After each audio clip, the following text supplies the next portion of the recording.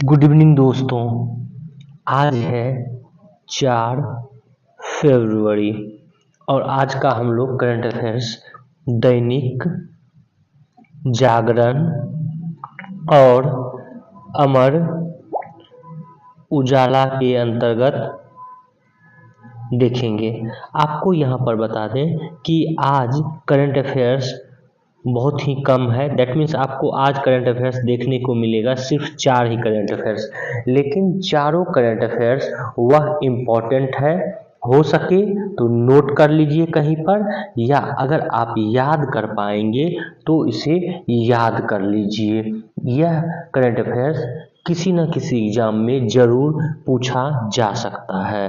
तो आज का पहला इम्पॉर्टेंट करंट अफेयर्स है, यह है पेंटिंग, मधुबनी पेंटिंग और उससे संबंधित जो साड़ी पर उकेरा जाता है वो। दैट मीन्स कि आज यह करंट अफेयर्स आपको बिहार में जितने एग्जाम होते हैं, जैसे आप बिहार बीएसएससी, बीपीएससी या सचिवालय, बिहार पुलिस, बिहार एसआई, इन सब एग्जामों में यह करंट अफेयर्स आपको जो है सहायक होगा।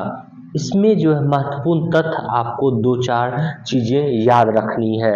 वो याद ये रखनी है कि हाल ही में वित्त मंत्री ने, जिनका नाम निर्मला सीतारमण है, इन्होंने मधुबनी पेंटिंग से सजी साड़ी पहनी थी। आम बजट पेश किया था इसे पहनकर और यह चर्चा में आ गया।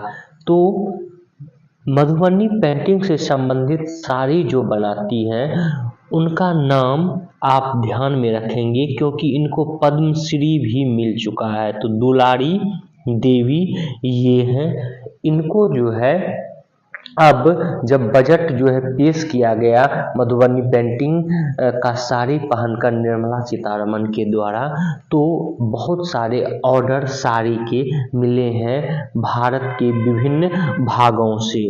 तो आपको यहाँ याद रखना है कि मधुबनी पेंटिंग्स अलग है, लेकिन मधुबनी पेंटिंग से साड़ी बनाती हैं उन्नत किस्म की, इनका नाम है दुलारी देवी। ये नाम आपको याद रखना है। और मधुबनी पेंटिंग्स किस राज्य से संबंधित है, तो यह जो है संबंधित है बिहार से, और बिहार में भी यह दरभंगा और मधुबनी से संबंधित है। इसको आपको याद रखना है। यहाँ पर एक और तथ्य आपको बता दें कि भागलपुर फेमस है अपने सिल्क साड़ी के लिए। यहाँ पर इसका भी जो है नाम आया है। भागलपुर को सिल्क सिटी के नाम से जाना जाता है, और जो सिल्क साड़ी बनाई जा रही है उस पर भी मधुबनी पेंटिंग्स को उकेरा जा रहा है। और साथ ही साथ ये भी बता दें कि मधुबनी पेंटिंग्स भागलपुर साड़ी के साथ साथ तमिलनाडु की कांचीवरम सिल्क साड़ी पर भी मधुबनी पेंटिंग्स जो है की जाती है। इसके बारे में सहायक निदेशक हस्तशिल्प बीके झा ने बताया भी है, और यह कहा है कि इसकी डिमांड जो है अब बढ़ गई है, और इसकी कीमत जो है 8 से 25 हज़ार तक इन साड़ियों का जो है,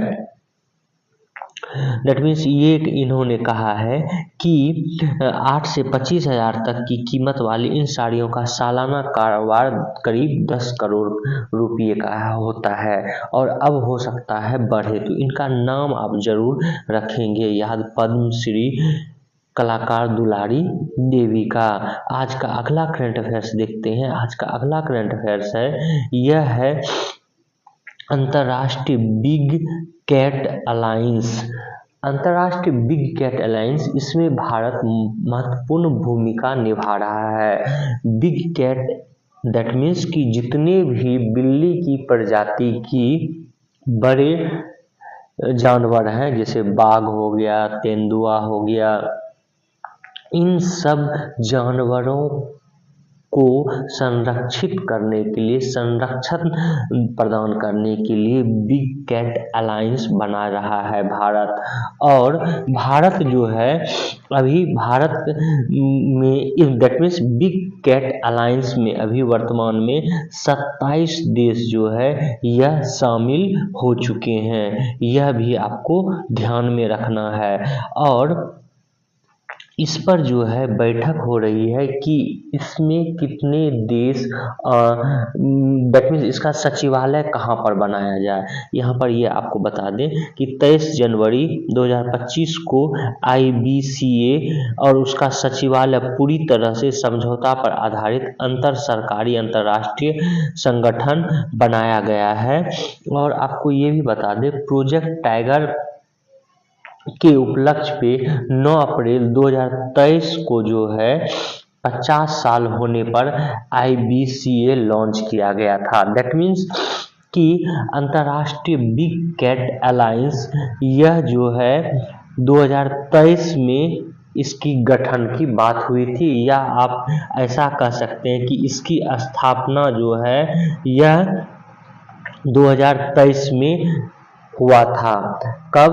जब 2023 में 50 साल पूरे होने वाला था टाइगर प्रोजेक्ट का, क्योंकि टाइगर प्रोजेक्ट जो भारत में प्रोजेक्ट टाइगर 1973 में लाया गया था। इससे संबंधित प्रश्न UPPCS में पूछा भी गया है। तो आपको ध्यान में रखना है यहाँ पे 2-4 तथ्य ये कि अंतर्राष्ट्रीय बिग कैट अलायंस जो है 2023 में इसको इंट्रोड्यूस किया गया था। अभी इसकी सचिवालय बनाने की बात हो रही है। भारत समेत 27 देश ने जो है इसमें अभी शामिल होने के लिए हामी भर दी है। और वन्यजीव संरक्षण के क्षेत्र में जो है यह काम करेगा और जितने भी कैट प्रजाति की जीव है उसको जो है संरक्षित करेगा। अगला आज का करंट अफेयर्स देखते हैं।